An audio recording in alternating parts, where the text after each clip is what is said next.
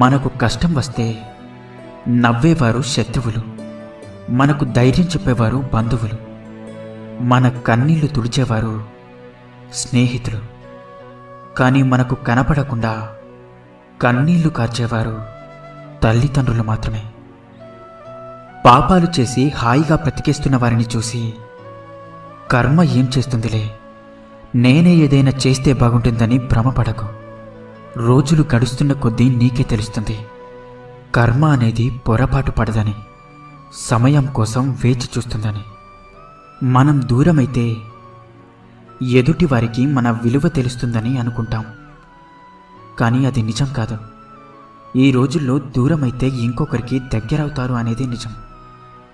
మనకన్నా ముందు ఉన్న వారిని చూసి ఈర్ష్యపడడం, మనకన్నా వెనక ఉన్న వారిని చూసి గర్వపడడం రెండు ప్రమాదమే.